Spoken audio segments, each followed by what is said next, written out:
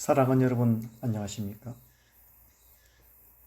오늘은 이사야 40장 후반부로 고난 속에서 낙심한 이스라엘 백성들에게 주어진 하나님의 위로의 책망의 말씀을 보겠습니다.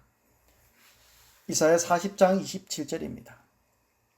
야곱아 어찌하여 말하며 이스라엘아 내 길은 여호와께 숨겨졌으며 내 송사는 내 하나님에게서 벗어난다면 하느냐. 이 말씀은 절망 가운데 빠진 자들의 흔한 탄식을 담고 있습니다. 하나님은 내 기도를 듣지 않으신다. 하나님은 나를 잊으셨다. 하나님이 나를 버리신 것 같다. 이스라엘 백성도 똑같은 마음이었습니다. 그들은 바벨론 포로로 끌려간 지 수십 년, 고국은 황폐해졌고 성전은 무너졌으며 기도는 하늘에 닿지 않은 것 같았습니다. 오늘날 우리 사는 우리도 이들과 다르지 않습니다. 기도에도 응답이 없을 때, 일이 자꾸 어그러지고 관계가 깨어질 때, 내 인생이 설명되지 않을 때 우리의 마음은 이렇게 말합니다. 하나님 정말 제 삶을 알고 계십니까? 제게 관심이 있긴 한가요? 이사야 40장 27절은 우리의 영적 낙심의 언어를 정확히 꿰뚫고 보고 계십니다. 시대소망 518쪽에 믿음이 약할 때 우리는 하나님의 부재를 느낄 수 있다. 그러나 그분은 우리 곁을 결코 떠나지 않으신다. 하나님의 임재는 우리의 느낌이 아니라 약속에 근거한다 했습니다. 하나님은 우리가 자신의 감정에 근거해 그분을 오해할 때 이사야 선지자를 통해 말씀하십니다. 40장 28절에 너는 알지 못하느냐, 듣지 못하느냐. 이 말은 단순한 꾸짖음이 아닙니다. 잊지 말라는 하나님의 간절한 호소입니다. 내가 누군지를 잊지 말아라. 나는 창조주 하나님이다. 나는 피곤하지 않았고 지치지도 않는다. 그리고 무엇보다 너를 잊지 않았다. 하나님은 우리를 잊지 않으십니다. 성경 전체를 관통하는 메시지 중 하나는 이것입니다. 하나님은 우리를 기억하신답니다. 노아가 홍수 속에 방주에 떠 있을 때 하나님이 노아와 그와 함께 방주는 모든 생물을 기억하사 하였습니다. 요셉이 감옥에 갇혔을 때도 여호와께서 요셉과 함께 하시고 인자하심을 더하셨다 했습니다. 한 아이가 아버지에게 물었습니다. 아빠, 하나님은 왜 우리가 기도하는 걸 바로 도와주시지 않아요? 아버지는 아이에게 시계를 보여주며 말했습니다. 얘야, 이 시계는 늘 정확한 시간을 알려주지만 지금 내가 그 시계 바늘을 움직이면 정확한 시간이 아니라 너만 혼란스러워질 거야. 하나님도 그래. 우리가 보기엔 느려 보이지만 사실은 가장 정확하게 가장 좋은 때에 일을 하시는 거란다. 사랑하는 여러분, 우리는 가끔 하나님을 잊은 것처럼 느낄 때가 있습니다. 하지만 오늘 이사야 40장은 선포합니다. 하나님은 졸지도 않고 지치지도 않으십니다. 그분은 우리를 잊지 않으시고 반드시 새 힘을 주십니다. 이제 우리는 이 하나님을 바라보며 믿음으로 이렇게 고백합시다. 하나님, 제가 피곤하고 지칠지라도 당신은 지치지 않으시며 저를 잊지 않으신 줄 믿습니다. 이사야 40장 31절을 보겠습니다.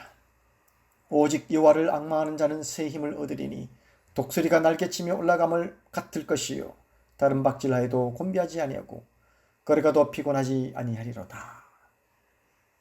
여기 앙망하다라는 히브리어로 카바는 단순한 기다림을 뜻하지 않습니다. 기대하는 기다림, 믿음으로 바라보는 인내, 하나님의 때를 확신하며 버티는 믿음의 태도입니다.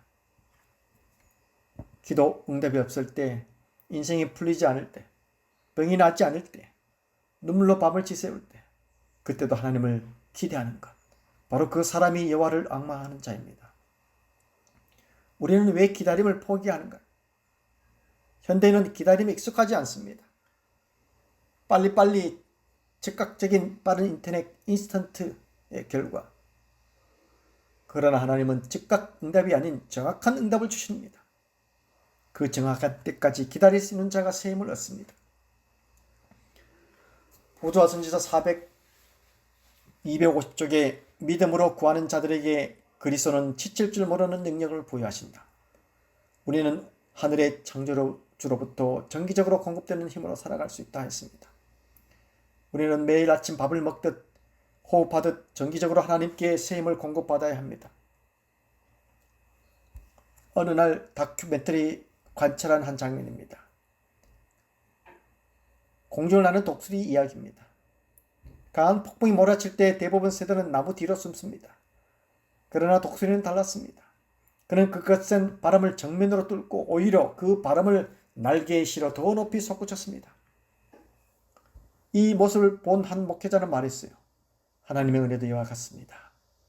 어려움이 없어서 올라가는 것이 아니라 어려움 속에서 하나님의 바람을 타고 올라가는 것입니다.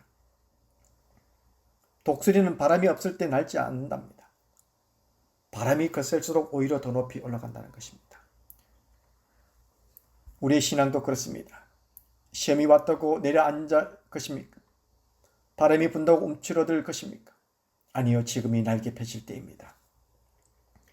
지금이 바로 새 힘이 필요한 때인 것입니다. 이사야는 단호하게 선언합니다. 소년이라도 피곤하며 곤비하며 장정이라도 넘어진다 했습니다. 여러분, 젊다고 지치지 않는 것이 아닙니다. 건강하다고 무너지지 않는 것도 아닙니다.